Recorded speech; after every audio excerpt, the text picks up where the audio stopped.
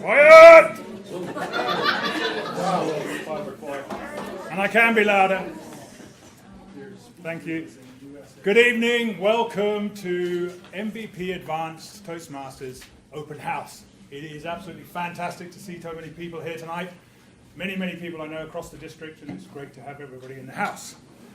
My name is Matt Fox, and I will be your Sergeant at Arms tonight. I'm glad you made it here tonight, okay, avoiding all those Black Friday or something Thursday shoppers and all that warm weather that we have. What's it called? Red Thursday? I don't know. Black Friday. Thanksgiving as well, that's in the States. Your coats are in the coat rooms. Please remember which room you put your coats in.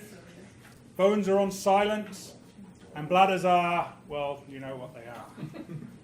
As a quick safety point, if there is something going to happen tonight, please exit by either door and follow the green signs that say exit out into the car park. And where you parked out the front of the building, the McLeod Trail side, please congregate there and we'll do a roll call and make sure everybody's out. No running and panicking, please. We're going to move straight on to our meeting tonight. We've got a fantastic full agenda today, and I'm going to introduce our chairperson to us. I've been amazed and impressed by this person since I've been a Toastmaster and since coming into his company. His charisma and passion are evident every time he steps onto the floor. And he holds the stage like a master. In fact, I would say flamboyance is his middle name. Who am I talking about? Anthony Sonny, of course. No.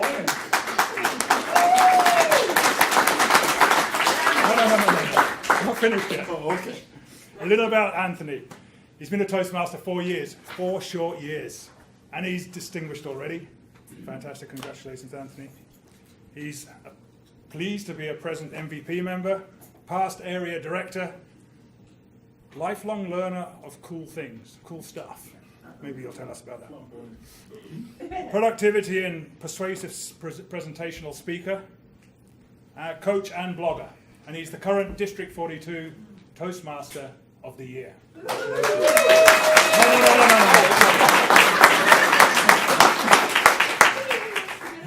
You can see that he has a world of experience and something to give us all, so it's really fantastic that he's going to join us on stage here. Personally, when I hear Anthony speak, I listen. Maybe you do too.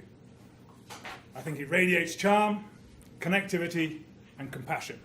And that's something that really is unique about Anthony. Please welcome our current District 42 Toastmaster of the Year, Mr. Anthony Sonny.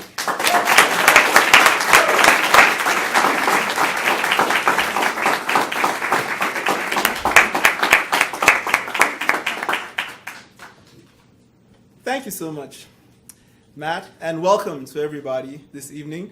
Matt already welcomed us. I will be breaking down how the evening will unfold later on. But for now, I have the singular honor of introducing a gentleman who will get us started, pretty much, with the show. Jeb Richard has been a Toastmaster for about 8 years. And he has traveled the length and breadth of Canada in his Toastmasters journey. He's been a Toastmasters member in clubs across the many different Canadian provinces. One thing you'll know about Jeb is, you should know about Jeb, is that Jeb is a man with many faces. Not to say he's two-faced, but he is a man with many faces. I've seen Jeb be Darth Vader, as well as Luke Skywalker. And if you don't know who those people are, don't worry, you're not missing out on anything. But Jeb has really shown himself to be a strong member of MVP and a strong member of every club I've known him to belong to. He is a great resource to us here at this club, and this evening he's going to kick off this evening's celebration. Help me welcome Jeb Richard.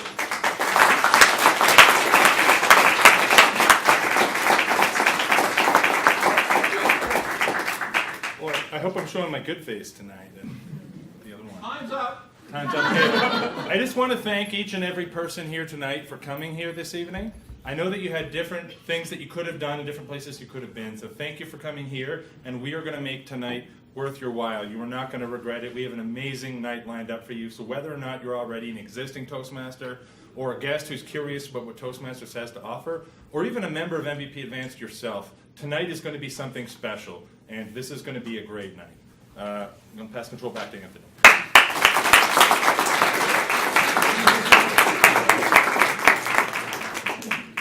Thank you, Mr. Vader. Richard. So why are we here, I guess is the question. Did anybody just kind of wander in? Yeah, they're doing something Toastmasters. It's kind of, I got an invite. It was from Mark, and Mark commands attention. He commands obedience. But really, we're here to celebrate each other, to celebrate the learnings we've gone through over the last few years, to celebrate some of our really illustrious Toastmasters, because they're an inspiration to all of us. And we're also here to showcase the talent that lives and breathes in Calgary, and specifically in MVP. So the mindset I would like to invite you to take on with me as we go through this meeting is a mindset of just basking in the glory of these demigods that live among us. I'm just kidding. Don't bask, just bathe. But I invite you to enjoy everything that will be happening. We'll be having a lot of speeches from... Now, there's a very interesting criteria that all of our speakers had to meet for this evening. Every single speaker you will hear has been or is a champion at the district level. Can we just go ahead and acknowledge that? Just put our hands together for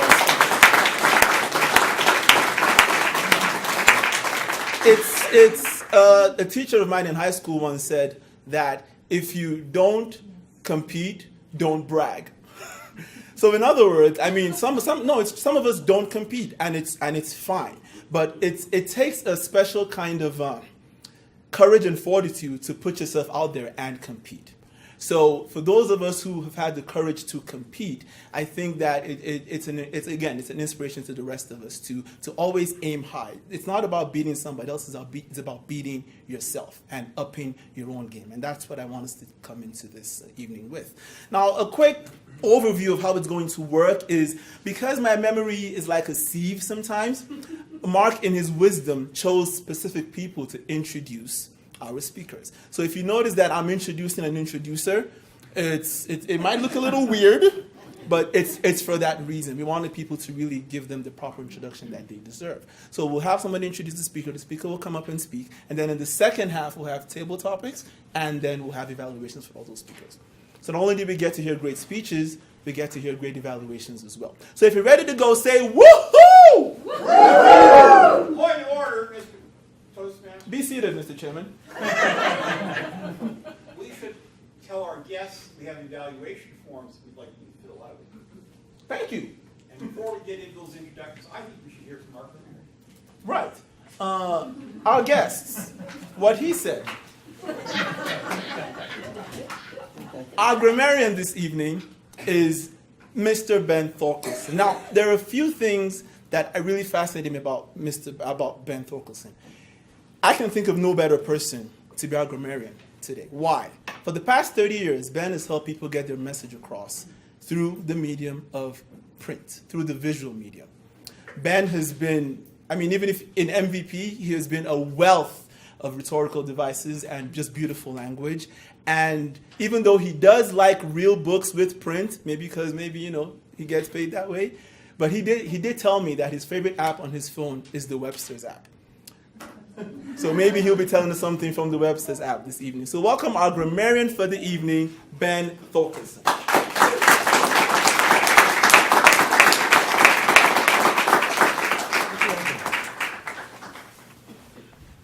I have two functions as the grammarian. My first function is I have to choose a word of the day. It's a word that we can all use and maybe learn a little bit by thinking about it. And my other function, I will be watching the use of the English language. I'm not particularly supremely educated in terms of rhetoric or writing. I read a lot. When Anthony said my favorite app is Webster's Dictionary, well, I actually have two dictionaries on my phone, so I guess I'm kind of a word geek. The word of the day that I have chosen is collegiate, and it's up there.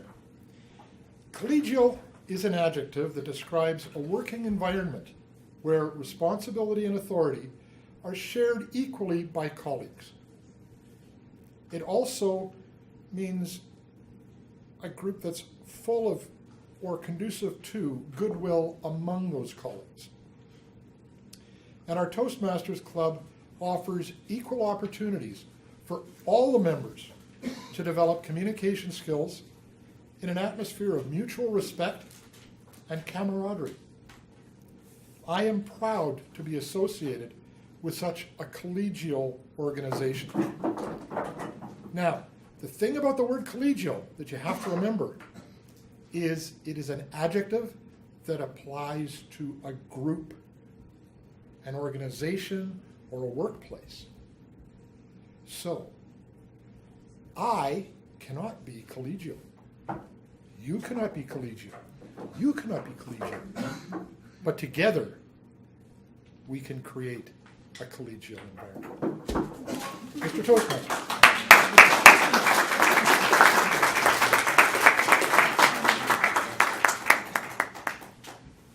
Thank you, Ben, for that thorough delivery of the word of the day. I hope we have a collegial evening today. Thank you. Thank you for the knock. It felt very nice. Right, we're moving on, but before we do, I want to acknowledge every guest in the room. If you're a guest that is not a paid member of MVP Advanced, can you please shoot up your left or right or middle hand? Can the rest of us just go ahead and applaud these guests and welcome them to this evening? We appreciate your time. We know you could have been anywhere else but chose to be here with us, and we truly, truly appreciate that. On the note of appreciation, I would like to welcome our first introducer for the evening, who also happens to be the president of MVP. Help me welcome John McDonald.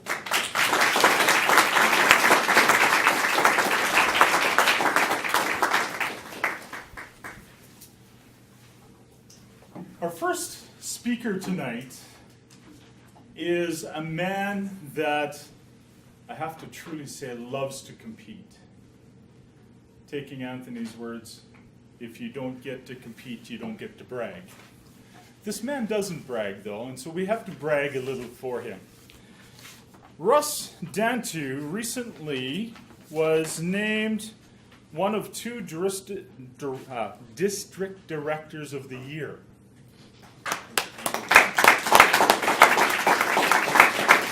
If we're going to clap for every one of Russ's awards, it's going to be a long night. He was President of the Year for MVP in 2012, and he was a finalist for Toastmaster of the Year at the district for what he says was a long time ago. And he didn't really give me how long that is, but if you look at his hair, then it could be a little while. But Russ is a competitor. He is someone who's won all 4 district speaking awards. International, table topics, evaluation, and the international. He won the international speech contest 3 times. He says he competed on the district stage 13 times, and he placed 11 of them. He is a competitor. His highest ranking was in 2015 when he made it to the final competition on the world stage. He's a competitor. But being a competitor, he also gave me a very interesting statement that he's humble, he doesn't like to brag, but as a competitor, he's getting nervous because he sees the talent in this room. And so to make it to the district stage 14 times is a challenge for him. Russ has a special speech prepared for this evening. It's a speech that he holds dear to his heart. His speech is called The Big V. the big V. Let's welcome Russ to the stage.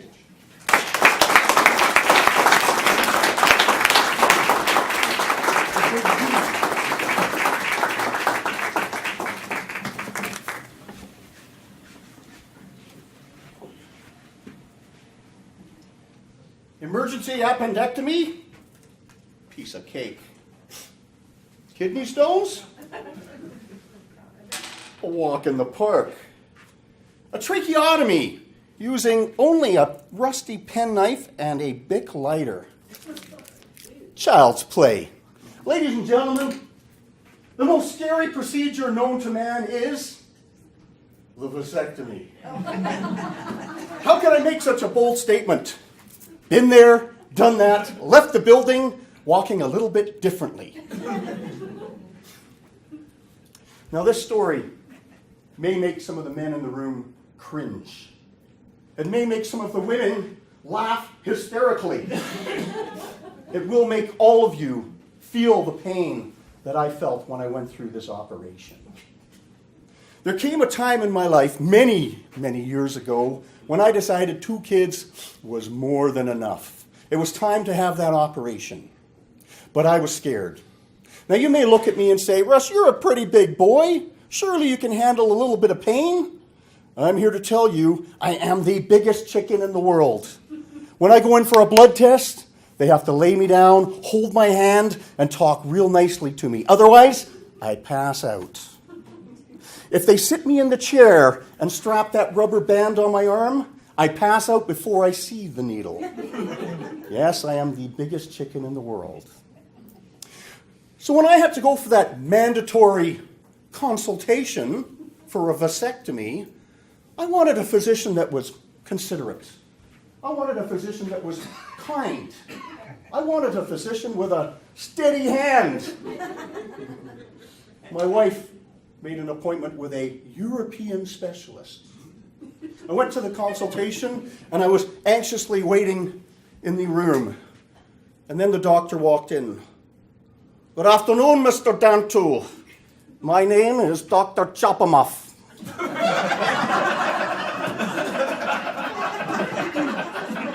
What was it about that name that made me cringe? So, you want to have a vasectomy?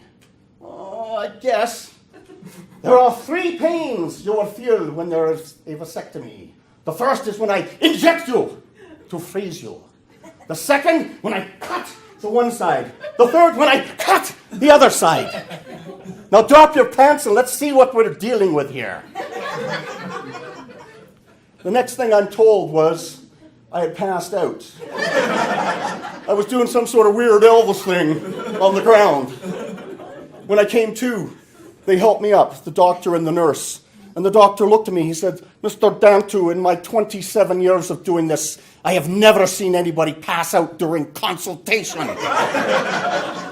Are you scared? I said, you think? He said, fine, I'm writing you a prescription. Valium. Take 2 the night before, 2 the morning of. We will see you in 2 weeks' time. I hobbled out of there, I went home, and I counted the days down, worried about what would happen. And on the night before, I took the 2 pills. Soon after, strange thoughts started coming into my head. Strange thoughts. Would people look at me differently? Hey, he's a vasectomite. Would I have to run away and join the circus? You know, I'd be one of those sideshow freaks. Step right up and see, vasectomy man. I managed to get to sleep. The next morning, I took the 2 pills, and I was driving to the hospital. I was worried, so I turned on the radio to take my mind off of things. It was a Beatles tune playing. Suddenly, I'm not half the man I used to be. I could not win. I made it to the hospital. I was escorted into the operating room. The attendant prepped me. And in came Dr. Chopamuff. Are you ready, Mr. Dantu? And he showed me his tools. Yeah. Said, Barn, we're going to inject you. Do you ever notice how things look a lot larger when you're really, really scared? I said, I'm not ready. He jabbed it in. And I squeezed that attendant's hand so hard, he started to cry. Then he held up the knife, the scalpel. I said, don't cut me, I'm not frozen. And he laughed. Ha ha, Mr. Damtu, I already have. I started to hyperventilate. I'm going to pass out. I'm going to pass out. The attendant says, breathe deeply. I said, buddy, I failed Lamaze class. All of a sudden, there was a mask on my face. I was struggling. I was panicking. I was floating magically. It was Happy Gas. Happy Gas and Valium were my new friends. Take your time, Doc. I love you. From the time we started until the time we were done, it was exactly 22 minutes. And I got up off that table and I walked to the exit like a wounded John Wayne. I'll see you later, Doc. He told me, go home, relax and do nothing for 2 days. I said, 2 days? I milked that puppy for 2 weeks. But you know, as I look back, I realize sometimes life, things happen. Sometimes there's highs, sometimes there's lows. Sometimes there's give, sometimes there's take. You win a few, you lose a few. But ask if I do it all over again. The answer is obvious. Not a chance.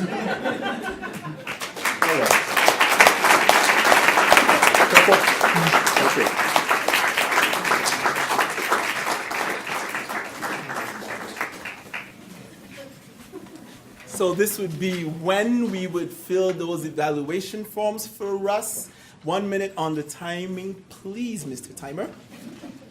So go ahead and tell Russ what you liked, what you didn't like, what you really liked, and what you would have liked not to be in there.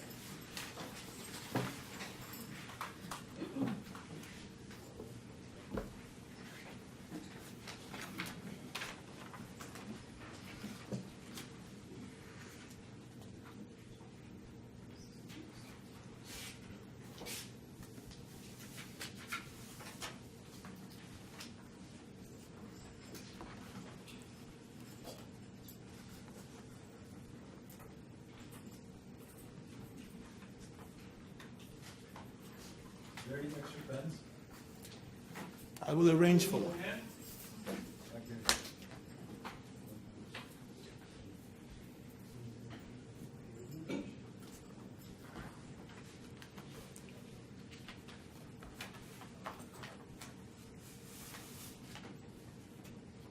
Thank you, Mr. Timer. I'm so happy the V stood for vasectomy. Our next introducer is Mr. Larry Dixon. Now, Larry has kind of subtly announced his arrival with the jingle bells.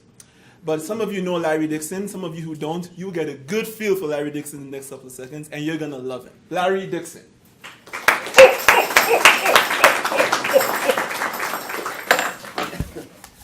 A nice list. Aparna Verna has been a member of Toastmasters since 2007, when it was suggested by a supervisor that she improve her speaking skills to overcome her shyness. Her supervisor eventually regretted this suggestion when he could no longer get her to shut up. But the damage was done, and she was in it for life. Her first table topic lasted 15 seconds. A year later, the district table topics competition, she won the trophy. She has belonged to two very different Toastmaster districts, one in Canada and one in Texas, Houston. While there, she won the district table topics competition. She also placed third in the international speech competition. Losing to her outstanding competitors and dear friends Kelly Sargent and Yolanda Bynum. Sounds a little collegial to me. A highlight in Aparna's Toastmaster journey was in 2013 when she won the District International Speech Competition and got the opportunity to compete in the semifinals in Cincinnati. Aparna is giving a non-manual speech. It must be automatic. Aparna has beautiful eyes, and she's going to be speaking about beautiful eyes. Please help me welcome Aparna Verna, beautiful eyes.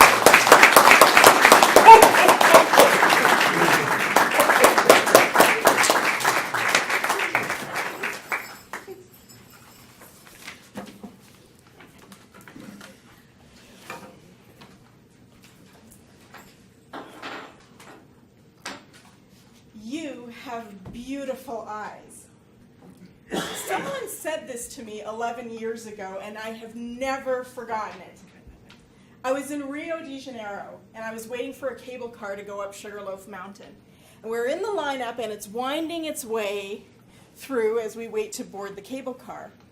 And as I'm passing a very handsome Brazilian gentleman, he leans across the rope to my side, and he says to me, "You have beautiful eyes." I remember being shocked. I wasn't used to my friends giving me such compliments, let alone some random stranger. But I thanked him and I smiled. And I didn't stop smiling. And I was grinning for the rest of the way. And as the line moved forward and I turned back to look at him, the lovely young lady beside him reached up and slapped his face. Now, violence aside, I couldn't help it. I just kept smiling. It had made me feel so good, and I think I smiled for the rest of the day. And every time I remember that story, I remember smiling about it. Myself, I always get these random thoughts of kind things towards other people. And unfortunately, I also have a running commentary in my head all the time. And most of the people in my life want me to shut up about the random commentary that's running in my head all the time. But for the kind thoughts that I feel towards other people, I notice that I don't really express them. I think them, I don't really say them. They come up very randomly, unexpectedly. I'm busy, and it's going to be weird if I just walk up to a stranger and say, "You know, those shoes look great on you." I feel odd about it. All of us have heard the stories and the quotes, and we've heard the great speeches about how kindness towards others can really make someone's day. And when I was working on developing for this speech, I was moving along the same lines. But there were two stories that came up into my head. The one was about the story in Rio. And the second story was a story that was considerably darker. And as I was thinking about the two stories and reflecting upon it, I started to ask myself if when a thought, a kind thought towards someone comes into my head, is it really random? Or is it possible that that thought is somehow working its way into my consciousness because it needs to be expressed to someone, because maybe someone needs to hear it? It was a few months ago, and I was actually traveling, and I was very, very busy, and everything was going wrong. It was a terrible, horrible, no good day. My phone screen cracked. My boss kept calling me while I was on the road. I had lost my phone charger. And to top it all off, I had received an unfortunate email that someone who I had not connected with in a few years had suddenly passed away. I had checked into a small town motel at the end of a very, very long day. I was miserable, I was angry, I was sad. Everything in my head was a complete drought. There was no water there, there was no seed of joy, there was no seed of happiness. And all I could feel was misery and self-pity. Later that night, I decided, you know what, I'm going to go down to the gym, which is in this dark basement, and I'm going to do some time on the treadmill and watch the TV, and I'm going to wallow, because this is my favorite pastime, wallowing. And as I'm on the treadmill and I'm marching along and I'm wallowing and I'm listening to depressing music. I always listen to depressing music when I wallow. I can hear someone singing. And I look over and I realize that there's a wall in front of me and a small window, and on the other side of the wall is a laundromat. And there's a man in there, and he's singing about a truck and a dog and some beer. And he's really happy. And I'm listening to them, and he has this beautiful voice, and it's beautiful, and it's bold, and it is driving me crazy. Because for heaven's sakes, buddy, I am trying to wallow here, and I cannot hear myself wallowing with your singing. So I'm still on the treadmill, and I turn up the music, and I'm trying to push this guy out. And I can't, because this random thought comes into my head. He has a beautiful voice. Yeah, I don't care if he has a beautiful voice. I need to pay attention to the treadmill, or I'm going to fall off of it. He has a beautiful voice. It doesn't matter. I'm listening to my music. I can't hear my music over the beautiful voice. He has a beautiful voice. It would not let go. It was nagging me, it was sitting on me, it was resting on me, and finally I thought, okay, I'm done. I'm done. Turn off the treadmill, hit the emergency stop, get off the treadmill, march, the angry march, over to the door, open the door, stick my head in. You have a beautiful voice. And he looked at me and was a little bit surprised because I was kind of forceful. And then he smiled, this big grin, and he said, "Thank you." And all of a sudden, just like that, the rain started, the drought was over, and the seeds began to bloom again. I smiled back. It was so infectious. And at that moment, I began to wonder, was it really that random? Maybe that was a thought that was put into me by my soul, not just to help someone else, but to heal how I felt inside. And after that story, and after that incident, I began to think, when these thoughts enter my head seemingly randomly, don't just think them. Say them.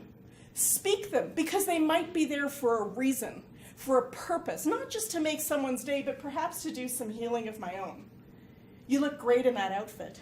That is a fantastic hairstyle. How well behaved your children are. And ladies and gentlemen, I have to go on faith that maybe that gentleman in the laundromat remembers that sweaty woman who told him he had a beautiful voice. But I know I remember that one time somebody told me I had beautiful eyes. Mr. Toastmaster.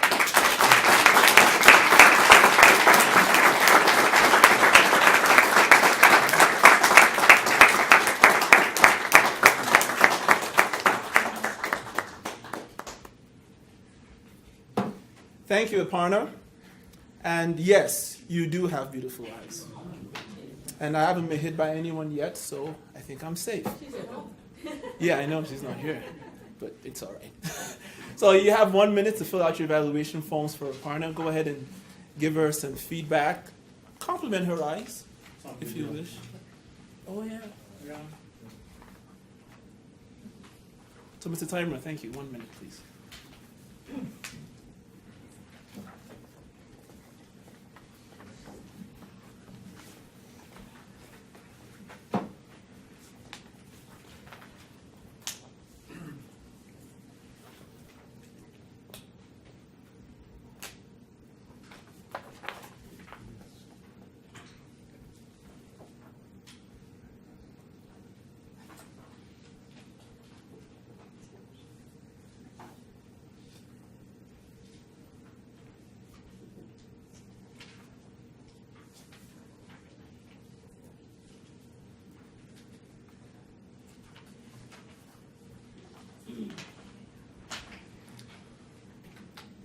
We will now welcome our next introducer. She's also a member of MVP. Her name is Josephine Choi, fondly known as JC. There's a big V about Josephine as well, and that V is vigor. Josephine is full of energy, full of fervor for Toastmasters and helping her fellow members. Help me welcome Josephine Coy.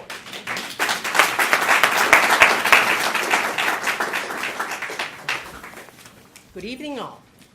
Our next speaker is an excellent professor in the English Collegiate University area. That's Mount Royal University since 1990. Don't count, 27 years. I'm going to introduce her using the sandwich method. The top, the bottom, and the good stuff in the middle, the bottom. As a lecturer, she's well loved, but she gives a lot of homework, just like doing my introduction for her too. And the student, she's a hard, tough grader, but she's fair. Now, one thing, if you don't come to the class, you don't pass. Simple as that. Let's go to the top layer now. She is extremely humorous.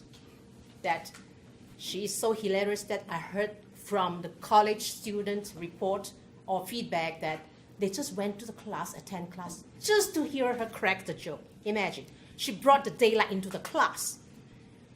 Brought the daylight to the class. Bring laughter, energy, momentum. You don't need LED. You need only the next speaker. Now, she's also a very, very creative writer that she contributes to the Avenue magazine and some other venues too. Now, this summer, she also did Olympic in the Toastmaster way. She walked the platform of international speech in Vancouver. The next thing is that I'm going to read something from her. Usually in Toastmaster, you call it the quote method. That when my students struggle to put pen to paper, I feel nothing but love and empathy for them. So that is Kelly Cole. Please help me have a warm welcome. Next speaker, Kelly Cole.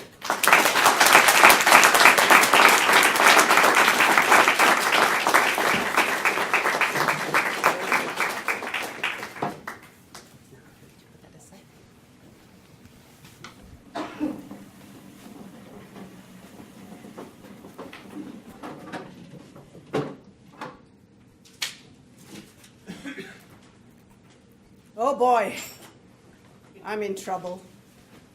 I got the email. MVP Advanced Open House. District champions. Awards. Winners. Write a speech. Make it good. I felt intimidated. I put 2 days aside. I'm going to do my best. The days came. And I sat there.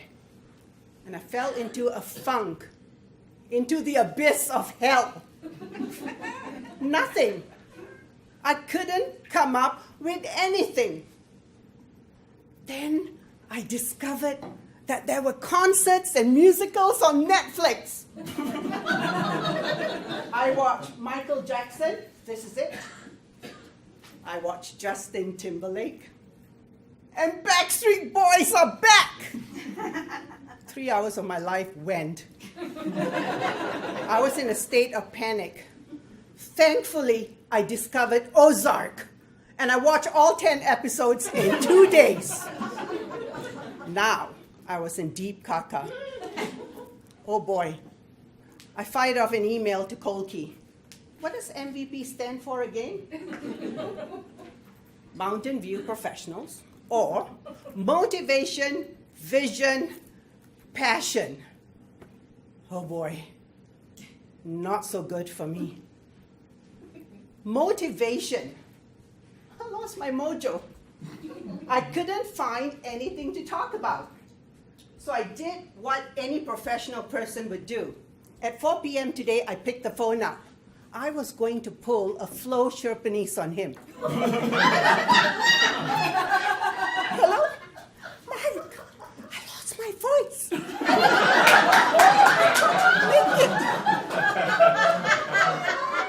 But I put the phone down because I like Kolke. Darn it. I was motivated by how much work he had done to put on this amazing show. I was motivated that every single MVP was going to do something. I was motivated that all of you were coming to hear the rest of us. Darn you, Kolki! Vision. I started thinking about what my vision was. When I started 12 years ago, I just showed up to have fun. And I did, for many years. I sat in the back, I absorbed, I listened. I did nothing much. But 12 years later, I wanted a clearer vision, goals. I wanted to get somewhere. And it wasn't to be better than anyone else. It wasn't to compete. It was my vision. It was me wanting to be the best, wanting to have a structure, wanting to have a speech, wanting to challenge myself. I thought about passion. I have passion for this. You know, I have passion for the art and craft of giving presentations. I think about athletes all the time. Holy cow!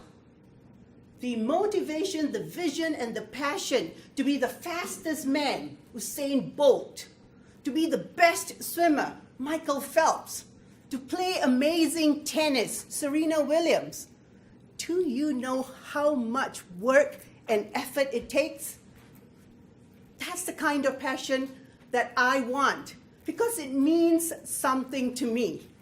Do you know why? Because when I speak, I empower myself. I refuse to be silent. I want to be heard because it means something to me. Passion. We all have passion as Toastmasters. MVP advanced. I looked up the word advanced in the dictionary today. To forge ahead, to go forward, to get to the next level. Isn't that exactly what I have done and want to do? My motivation, my vision, my passion, advancing from that level to that level for myself, my mission statement is in alignment with MVP Advanced. I know you're intimidated like I am. You're concerned. Can you keep up? Can you win those trophies? Can you go to the next level? And I say to you, who cares, man? Do you know what MVP also means? Most valuable player. Right? Without you, there is no club. We are all valuable players. If you choose to join MVP Advance as your second club, your third, your fourth, or your first, you may be a little intimidated. And that's okay. Because the journey you're going to take is not for anyone else, but for yourself. And I tell you what, there is going to be that day when you join and you have to write that speech and you fall into the abyss of hell. And you say, what am I going to do? I want you to call me. Kelly, I don't have a speech. I don't know what to do. And I'll say, you hang on. I'm coming right over because we are watching. Backstreet Boys is back.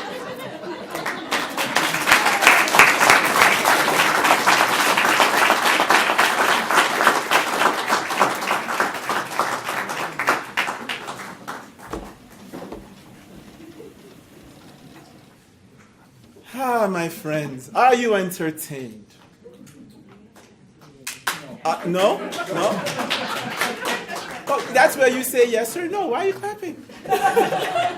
Are you entertained? Yeah. Are you inspired? Yeah. Are you motivated? Yeah. Are you hungry? No? Not even for more? Oh, thank you. That was an indecent exposure of the lectern. We got to show its pretty side. 1 minute on the clock, please. Let's give Kelly some feedback on her speech.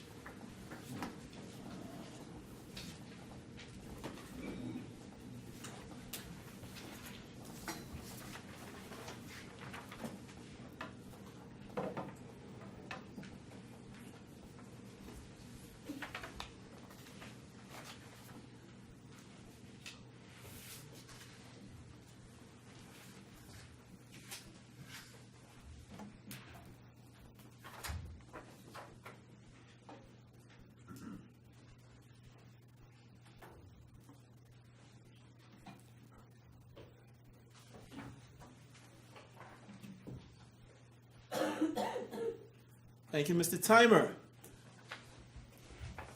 We're going to be moving on to the next speech, but before we move on, anybody notice this little pin I got here? Can you read it from there? What does it say? MVP. Our last speaker is a teacher. So here's a little test for all of us. What does MVP stand for? Motivation, vision, passion. How'd you get that? It's supposed to be a secret, though. You're not supposed to learn about it until you join. But I will tell you, there is another meaning for MVP, for members only. So if you want to know what that MVP is, you have to sign up first. It's an in secret. So I'll invite our next introducer to the stage to introduce our next speaker. Now, Karen Hardy, when I first met her, I remember somebody said to me, it was my wife actually, said, "Oh, can you believe that lady's a grandma?" No way, I thought. There was no way Karen is a grandma. I'll tell you why. She's young at heart, and she's just full of the most positive energy you will ever find in a person. So help me give a nice warm welcome to our introducer, Karen Hardy.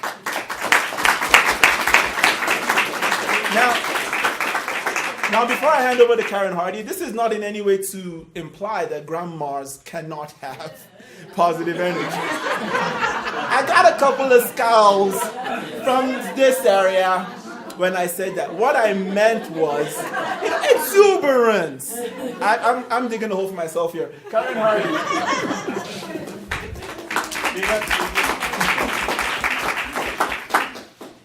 Our next speaker, Joanne Smith, is the Incident Management Process Manager for the City of Calgary's IT Collegiate. She's keeping the technological lights on at the city because that's her priority. She's been happily married for 28 of her 30-year marriage.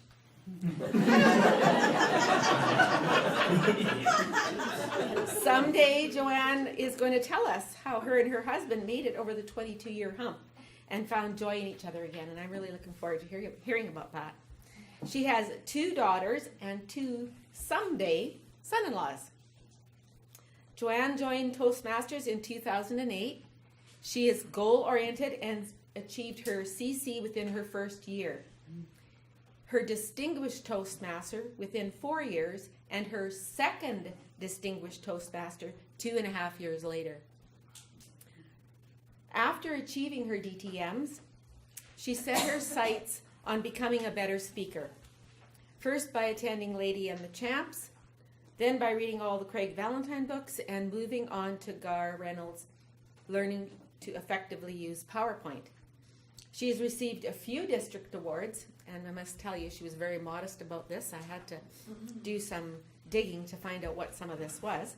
She won Workie of the Year, Public Relations of the Year, and the 2016 International Speech Contest. Excuse me.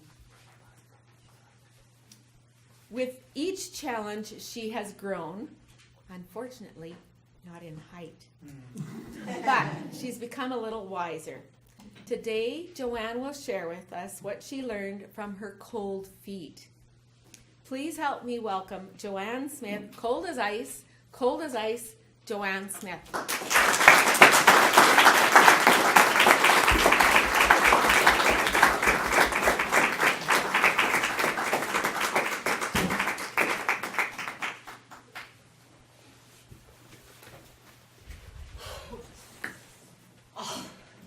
It's 2 o'clock in the morning.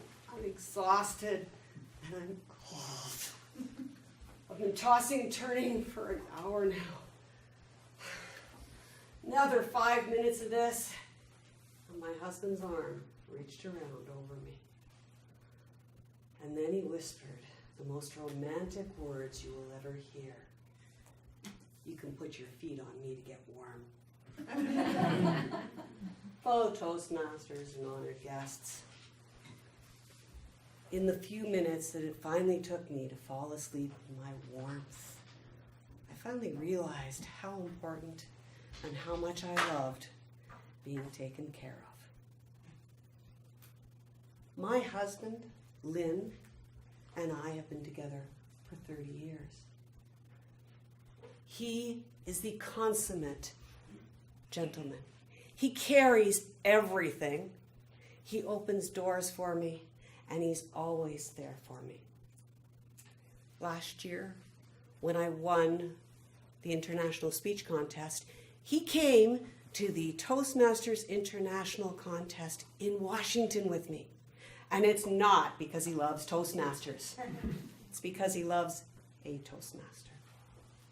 He was there to support me. But he was also there for another reason.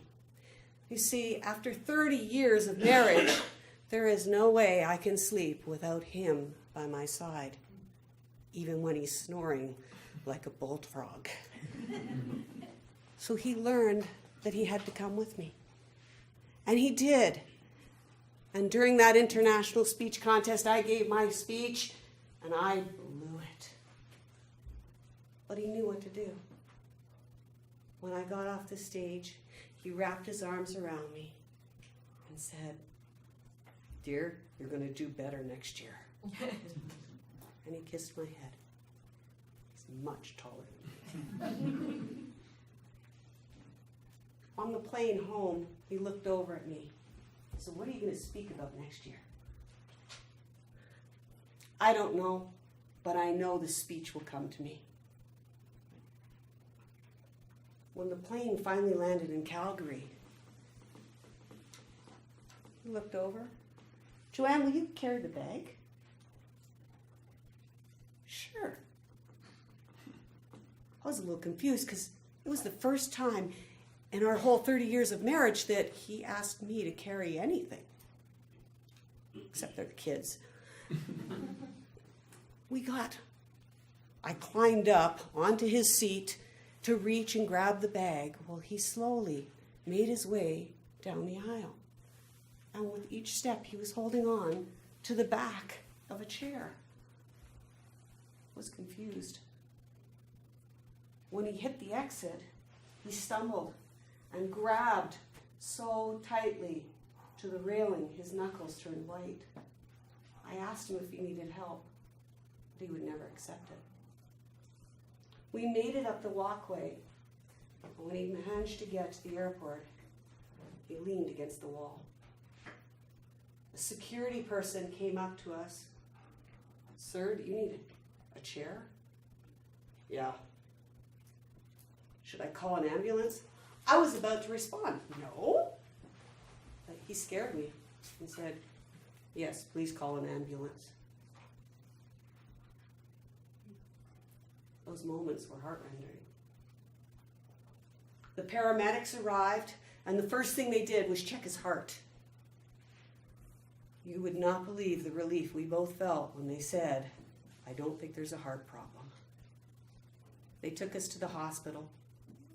They spent 9 hours doing tests.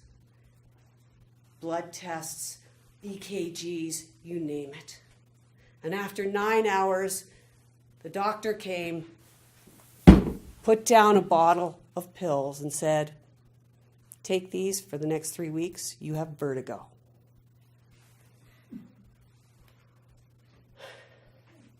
The relief I felt. I hugged him, said, "Don't ever do that to me again." And he whispered back, "So, do you know what you're going to speak about next year?"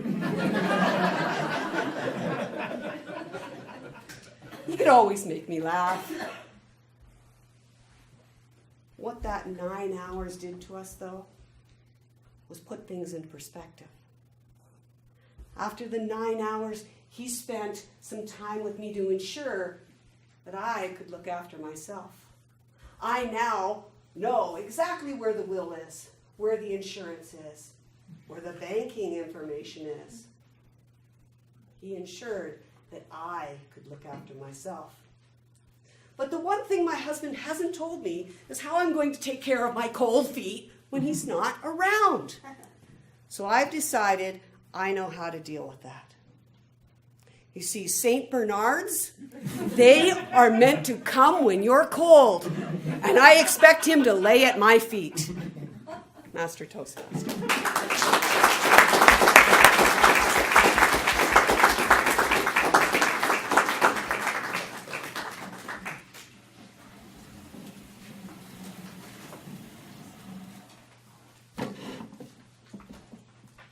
So 1 minute on the clock, please, for our evaluations for Joanne.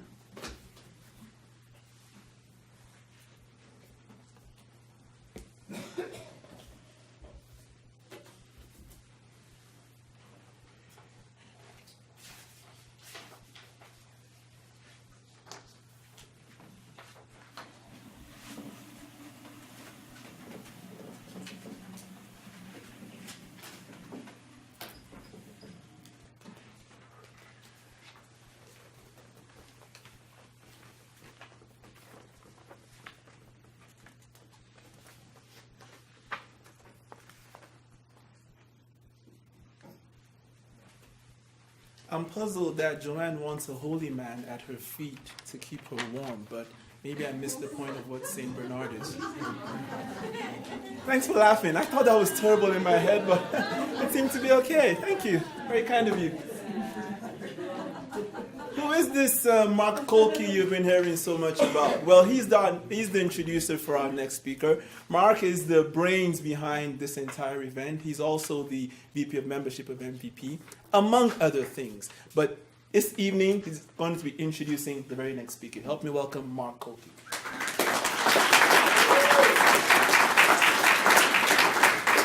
Thank you, Anthony. Anybody can be a champion, right? You're going to hear a speech from this Christina Cruz person many of you know, but I don't know if you know her the way I know her. She is part of the foundation of this club, one of its first co-conspirators, 4 women with an idea. And I got to know her really well that first year because I, too, was a charter member. I was the first president of this club. And she was like herding cats on my executive. But anyway, they were all great people. Christina's distinction as a district champion is not in speech, but in evaluation. And a thing in Toastmasters is really interesting. When we do evaluation, what do? We lift people up. We don't put them down. We critique them. We offer them constructive criticism, how they can get better. But it really helps if the evaluator wants to help you get better, not just win a trophy. She's done both. Most of us are rooted in some sort of personal philosophy. And if you ask Christina or scratch her very deep, she'll tell you it's religion and faith, and she has tons of examples of that. But the one that I think is a better example of how she lives her life is from Lao Tzu, the Chinese philosopher, who talked about servant leadership, and that the way you led best was not from being out in front, but from being in the background, and providing the support and help to help others achieve for themselves and for the group. And I don't know anybody who does servant leadership and supports others like this lady. Please welcome Christina Cruz.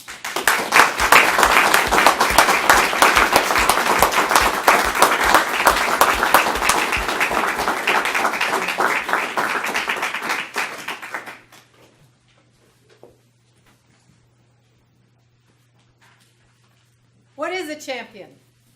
Strong, fast, determined. Who is a champion? Muhammad Ali? Wayne Gretzky? Russ Dantu? Come with me to my school, my work, my home. Come and see my champions. No, we're over here. St. Patrick's Elementary School. I'm wearing a blue skirt, a white shirt, and purple socks, just like your tie, Jeff. It works. Blue's close to purple, right? As I stand in the girls' washroom, an older student criticizes, "What are you wearing those socks for with that outfit?" I don't have an answer. I stumble back into the stall and I lock the door, totally scared. I wonder how long till she leaves. And then I hear a voice. "What does it matter to you what she wears? Why did did you say that? It's Lori Drexler. She rides a school bus with me. Hearing her voice, I feel safe. I hear the other girls leave. I go wash my hands. And I return to class, safely. Have you ever needed a champion? I haven't seen Lori Drexler in over 40 years. She was confident, courageous, kind. Looking back, I still remember. Lori was my champion that day. Do you see the champions in your life? I met Kevin Jones teaching in Toronto.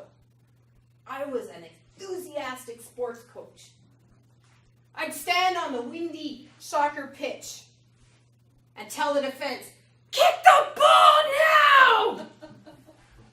Standing on the pool deck, I would screech at the swimmers as they raced. "Faster! Pull harder!" Their ears are underwater. The results? No voice. Just like Flo. Just like Kelly. Occupational hazard for a teacher. This Saturday afternoon, I'm standing on the rugby pitch, watching the men's finals.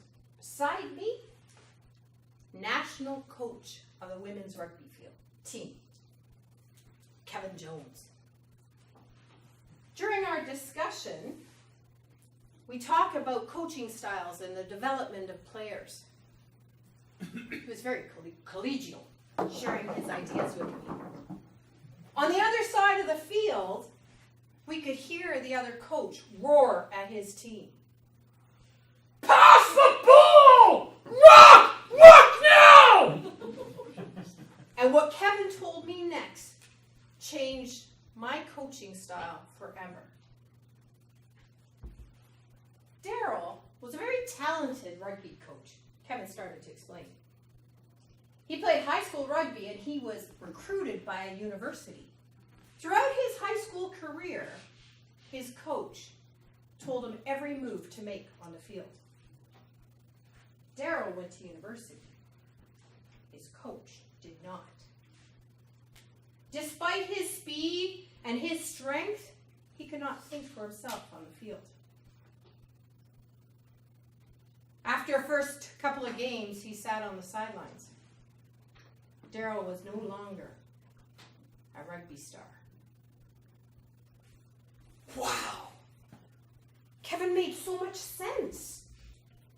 Never again was I going to scream at my teams. Never again would I be hoarse. Every athlete, every student, every child needs a chance to make their own mistakes.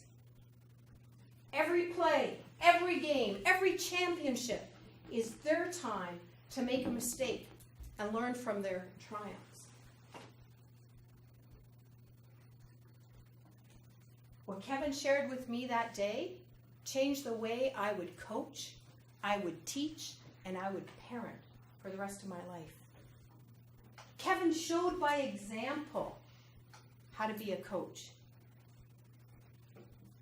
He shared his knowledge and he was patient. Looking back, Kevin was my champion that day. Have you ever been a champion? There is one champion that goes to the top of my list. Come with me. Back about 15 years. I'm a teacher. At Lee Academy, I teach grade 6. Life is not looking good. I got students who rank from grade 4 to grade 12 in reading ability, and 1/3 of the class has behavioral issues.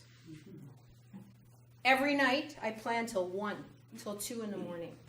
I prepare for the next day, the next week, the next student. Every single weekend, my husband, Jan Cruz, takes the children to his parents or mine for dinner without me. Every night I get home late, and at the front door, Jan picks me up. Literally picks me up off the ground as he hugs me. He supports me physically and emotionally. He whispers in my ear, "You are making a difference," as I cry. I got nothing left to give. I'm a failure as a teacher, as a wife, as a mother. Jan's support and constant love is a champion.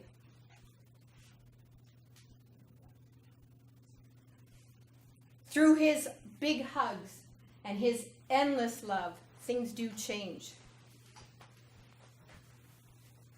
We'll get through this. And in time, Jan gets a new job in Calgary. We move our family to Calgary. Our children are thriving at the school. Life is great with this loving husband and 4 fantastic children. Jan was my champion that day. Jan is still my champion. Looking back, I remember Jan was my champion through that. Looking here, I see champions. What does your champion look like? Lori? Kevin? Jan? Everybody can be a champion. Think about it. You probably already are.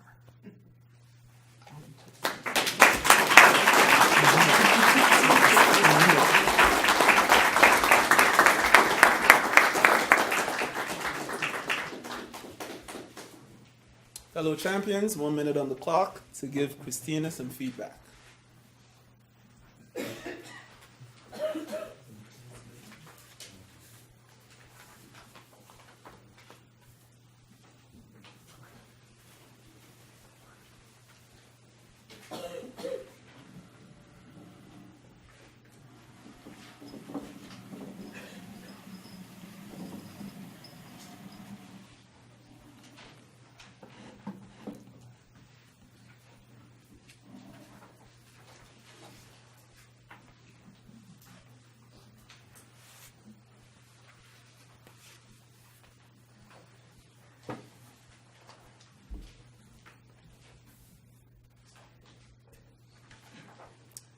Feel free to finish that up later if you're still writing, and we'll organize for the different speakers to receive their feedback. Our next introducer is the VP Education as well as the videographer for MVP. He's a kind and gentle man and a very generous soul. Help me welcome Richard Maurer.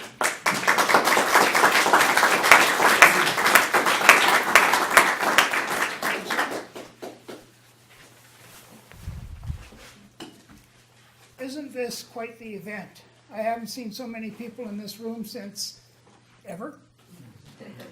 Our next speaker has only been a Toastmaster since June of 2016. Her very second meeting was with MVP. And one of her remarks that day was, "I'll be back."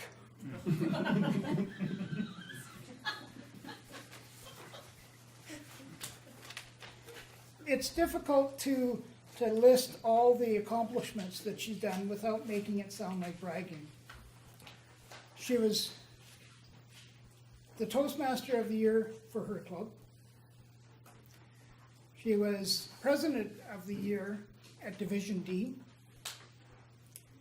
Rookie of the Year at District 42, and the creme de la creme, she represented Division D at District twice. Once for the International Speech Contest and once for Table Topics. She came in third both times. She is CEO of a company called Unbridled Business Solutions. And what they do is they partner with horses and people to discover and deal with their self-sabotaging behaviors. She currently has 11 horses at a ranch south of Calgary. She is involved with Ignite Foothills, and if you want more information on that, go to the website, ignitefoothills.ca. I would like to present the next speaker being Jocelyn Hasty with her speech, Moments of Brilliance.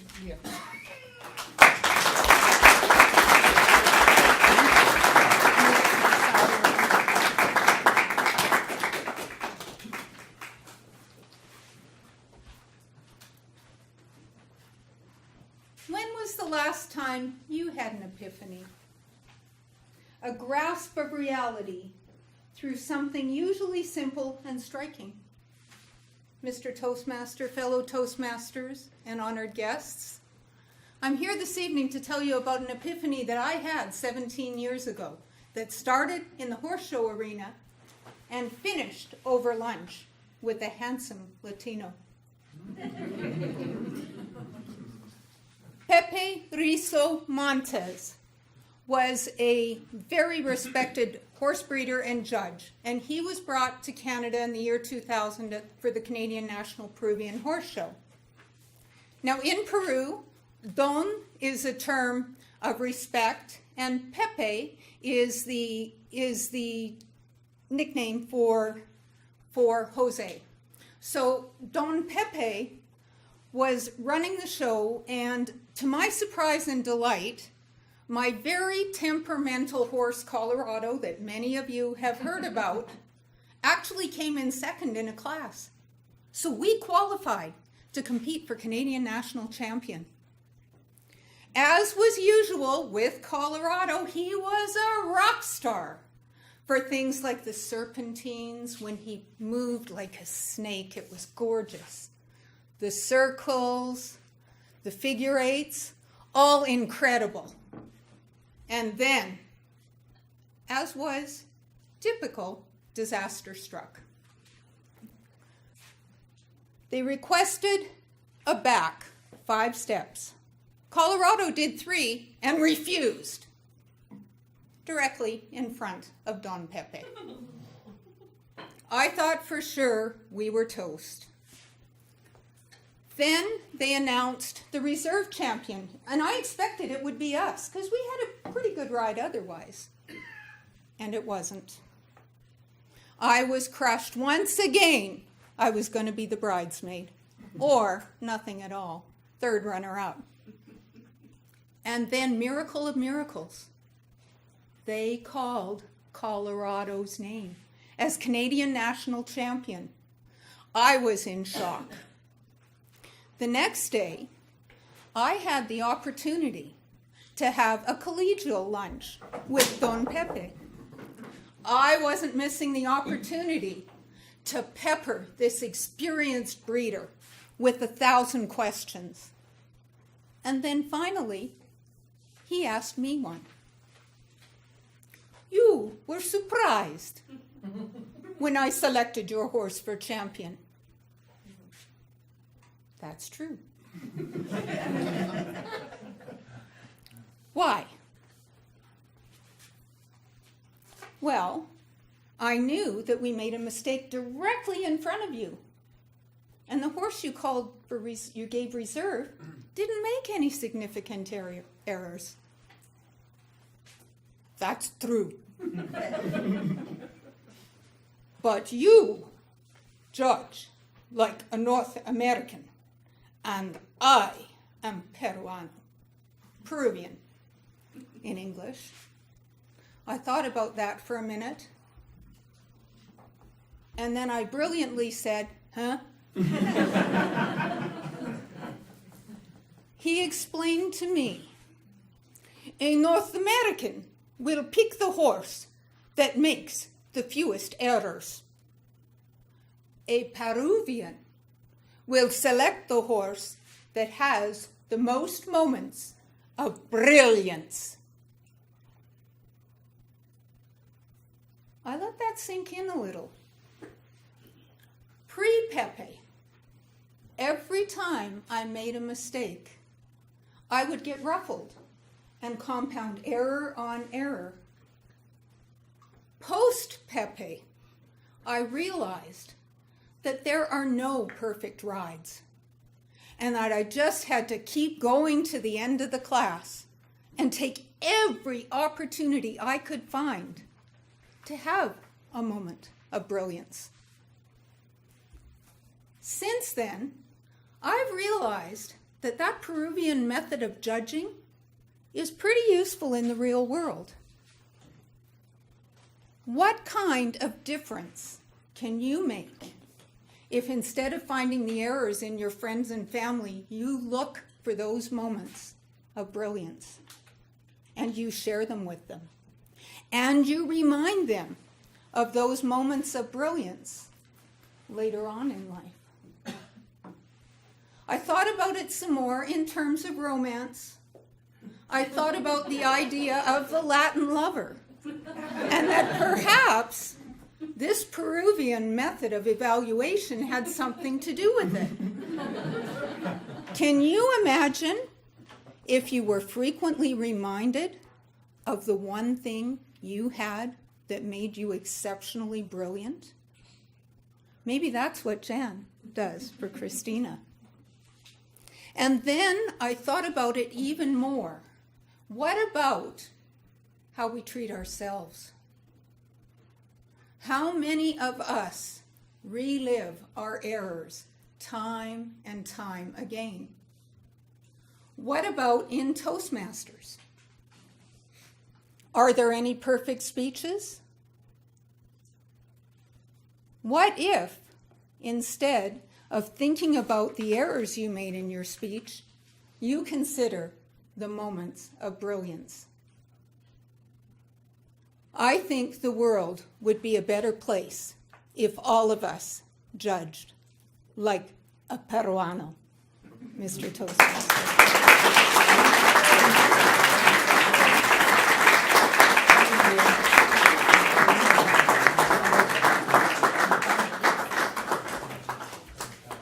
The only name cooler than Pepe's name is Antonio Banderas. You've given this a lot of thought, clearly. 1 minute for Jocelyn's evaluation.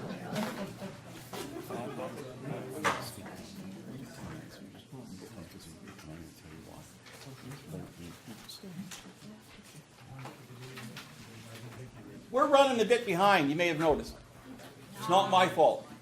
His.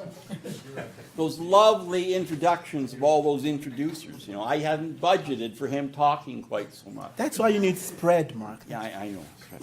We're going to take a 10-minute break. And we're going to come back in 10 minutes, and we're just going to tighten it up in the second half. Because we want to get everybody out of here on time. The evaluation forms you've all filled out. If you can bring those forward to the table at the front on your way out for the break. We're going to have a break now. There's food. There's a little food left. So for the latecomers, have a good time. We'll be back in 10 minutes.